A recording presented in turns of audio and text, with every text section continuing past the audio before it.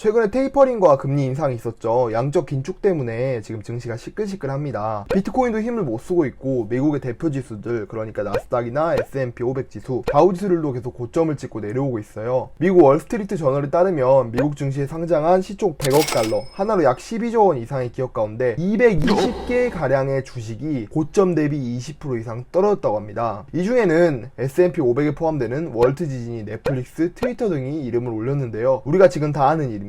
나스닥의 경우에는 연초 대비 낙폭차가 매우 큰 것으로 드러났습니다. 썬다이얼 캐피털 리서치의 제이슨 퀘퍼트에 따르면 나스닥 종목 중에 무려 39%가 고점 대비 반토막이 났다고 합니다. 영상 제작 기준으로 나스닥은 1월 초에 15,000을 찍고 현재 14,000까지 내려온 상태입니다. 퀘퍼트에 따르면 닷컴 버블 이후 나스닥 지수가 이렇게 높은 가운데 여러 종목이 떨어진 지수가 없었다고 밝혔는데요. 경제 전문가들에 의하면 나스닥이 이렇게 영향을 받는 이유는 미연준의 금리 인상과 국채 금리가 2020년 이후에 최고치로 오르면서 기존국채 가격이 하락한 것이 영향을 준 것으로 보고 있습니다. 물론 저도 금리 인상이나 국채 가격 하락도 주가에 분명히 영향이 있다고 생각합니다. 그리고 또 코로나라서 기술주들은 반도체를 구하기가 지금 많이 어려운 상황이에요. 이렇게 증시가 하락하기 전에 정말 유명한 투자자죠. 워렌 버핏이 회상으로 있는 버크셔 해서위의 부회장 찰리 먼거가 이런 말씀을 했었습니다. 현 시장은 닷컴 버블 때보다 비정상적이다. 지금 많은 기업들이 실적의 35배가 달하는 거래를 하고 있다. 정리하자면 지금 주식시장은 과거 닷컴 버블보다 심각하다는 의미죠.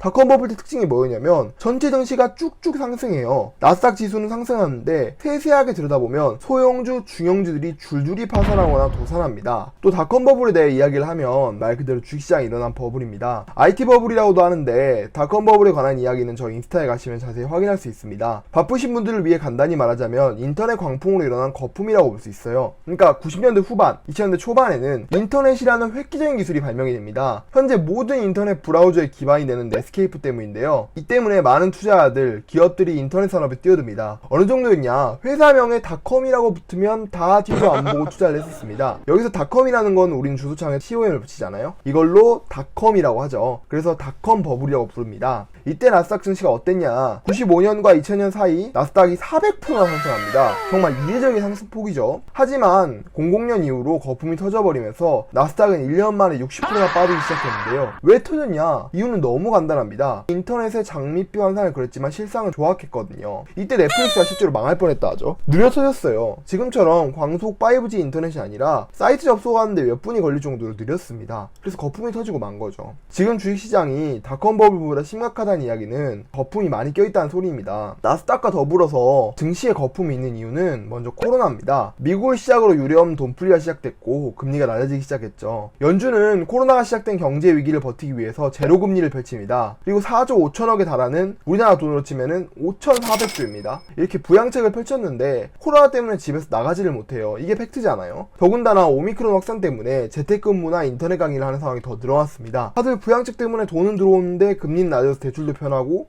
돈 쓸 데도 없으니까 투기로 돈이 계속 몰리는 거죠. 실제로 우리나라의 주식시장은 코로나 이후 매도 대금이 16년, 19년 평균에 비해서 무려 2.9배나 증가했습니다. 더군다나 비트코인 열풍이 불었으니 코로나 동안에 자산 투자는 더더욱 늘었을 겁니다. 우리나라도 이런데 주식 투자에 비해서 비교적 열린 시장을 가진 미국은 더 크겠죠. 기업 입장에서는 금리가 낮으니까 부담 없이 대출할 수 있습니다. 연구 개발 같은 경우에 투자 당연히 열심히 하게 되겠죠. 워렌 버핏 같은 경우에는 이럴 때 이제 위험 회피 전략을 펼쳤습니다. 그분이 되게 조심적인 스타일이거든요. 근데 캐시 우드 같은 경우에는 공격적인 투자를 했죠. 실제로 많은 지지를 받기도 했고요. 그리고 IPO 시장의 거품이 닷컴 버블이라고 부를 수 있는 레벨이 돼버립니다. 이 덕분에 이득을 본 기업들, 종목들은 있었지만 작년 2월에 과도하게 EVR 비율을 가진 기업들의 상황이 바뀌기 시작하는데요. 여기서 이제 EVR이라는 게 뭐냐? 쉽게 설명해서 기업의 가치를 매출로 나누는 것을 의미하는데요. 기업의 가치가 매출보다 높으면 과대평가를 했다고 생각하면 됩니다. 이런 소형주들이 20년 말까지는 승승장구하다가 21년 초에 갑자기 엄청난 급락을 했습니다. 아크 이노베이션 ETF는 50%가 떨어졌고요. AMC라는 주식은 51%나 떨어졌습니다. EVR 비율은 미뤄 75배나 됩니다. 이렇게 약한 종목들이 가장 빨리 붕괴되는 것이 버블에서 자주 볼 수 있는 현상인데요. 당연히 실적에 비해서 고평가되고 근본이 없기 때문에 가장 먼저 거품이 터져버리는 것이죠. 실제로 닷컴 버블 당시에도 이런 현상이 있었습니다. 소형주가 터지면 어떻게 될까요? 이에 대한 불안감으로 사람들은 중간 크기의 더 안전한 대형주들을 찾게 됩니다. 중형주에는 사람들이 왜 투자를 할까요? 대형주들 같은 경우에는 성장을 많이 했기 때문에 비교적 안전하지만 주가 상승폭이 더딥니다. 중형주들 같은 경우에는 크기가 대형주들에 비해서 규모는 작을지라도 성장 가능성이 크기 때문에 수익률들 입장에서 보면은 이득이라서 투자를 입장에서는 투자를 하는 거죠. 이 주들의 특징은 2월부터 내리막을 하락을 걷기 시작한 소형주들과 비교해서 작년 11월부터 지금 주가가 떨어지고 있다는 점입니다. 그리고 EVR 비율이 많이 높다는 점이죠. 소형주나 중형주가 내리막이면 이제 뭐가 남았을까요? 바로 대형주가 남았습니다. 나스닥 상위 100개 종목 중에서 10종목은 나스닥 지수의 58%를 차지합니다. 어마어마한 공룡들이죠. 11월에 중형주들이 매도되고 급락하는 것에 비하면 대형주의 주가는 아직까지는 안정적입니다. 소형주도 기대하기 힘들어, 중형주도 기대하기 힘들고, 그럼 이제 우리는 대형주같이 안전한 곳을 찾아야겠죠. 애플이나 아마존, 마이크로소프트, 지금 펀더멘탈이 굉장히 튼튼합니다. 그러니까 쉽게 무너질 이유가 없죠. 이런 기업이 과대평가됐는지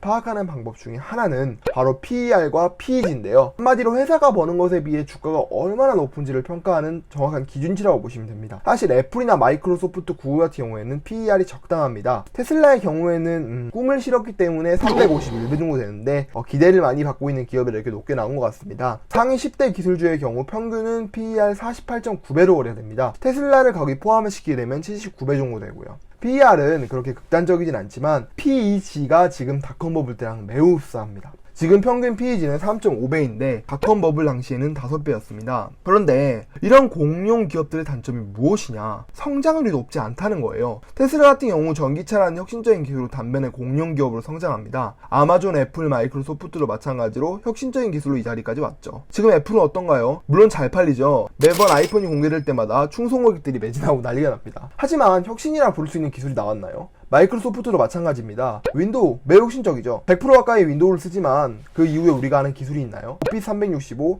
이걸 가지고 성장했다고 하긴 힘듭니다. 정말 성장을 했다고 할 수 있는 것은 애플이 매킨토시, 맥이라는 기술을 개발한 뒤 대기업이 되고 아이폰 같은 기술로 다시 한번 엄청난 고속 성장을 한 경우에 해당이 되는 거죠. 대기업들의 경우에는 망하지 않는 게 고객들의 이득입니다. 그렇기 때문에 공격적인 사업을 안 펼치고 있는 거죠. 덩치가 크기 때문에 이동수가 느릴 수밖에 없는 겁니다. 닷컴 버블 때도 똑같았습니다. 투자자들은 줄줄이 도산 파산하는 소중형주를 대피소로 대형주들을 찾았습니다. 하지만 이들의 한계는 성장률이 크지 않다는 점이죠. 이렇게 대형주들의 돈이 몰리게 되니 어떻게 될까요? 대기업들은 원하지도 않는 고평가를 받게 됩니다. 그리고 이것은 붕괴로 이어지죠. 외국의 어떤 신문에서는 빠르면 봄에 붕괴가 올 거라고 이야기를 했습니다. 저는 붕괴가 올 거라고 생각하지만 그게 언제라고는 확신할 수는 없다고 생각해요. 저희 영상을 보고 계신 분들은 과거랑 지금이랑 같냐고 또 이야기할 수 있습니다. 물론 저도 항상 같다고 생각하지 않습니다. 예언, 예측, 무턱대고 하는 게 아닙니다. 어디까지나 공통점을 통해서 예측하는 거죠. 저도 개인적으로 혹시 모를 위험에 대비하는 거 좋다고 생각하고요. 우리는 살면서 어떤 위험이 올지 모릅니다. 그렇게 보험 들고 대비를 해야죠. 이번 경우에도 마찬가지입니다. 마크 트웨인이라는 미국의 유명한 작가는 이렇게 얘기를 했습니다. 과거는 그대로 반복되지 않을지라도 운율은 반복된다고요. 그러니까 흐름이 비슷하다는 소리죠. 그렇다면 우리는 어떻게 대비를 해야 될까요? 뉴스에서는 계속 금리를 올릴 거다, 양적 기축을 할 거다라는 말을 하죠. 그래서 금과 같은 원자재에 투자하는 것도 추천드립니다. 또 채권을 투자하는 것도 나쁘지 않다고 생각하고요. 에너지 관련 주들에 투자하는 것도 좋다고 생각합니다. 그리고 정말로 하락을 한다면 그때 무서워하지 마세요. 오히려 더 주식을 매수하는 겁니다. 영상을 여기까지 보셨다면 아시겠지만 공포의 사라는 말은 주가가 떨어짐으로써 발생한 사람들의 공포에 휩쓸리지 말고 상승할 거라는 확신을 가지고 사라는 의미입니다. 여러분들 투자라는 것은 항상 어렵고 또 지루할 수도 있고 또 많은 인내심을 요구하는 일입니다. 하지만 여러분들이 이걸 다 지키면서 주식을 했을 때 또 투자를 했을 때 여러분들에게 반드시 밝은 미래와 성공이 기다릴 것이라는 것을 저는 확신합니다. 우아한 경제였습니다. 감사합니다.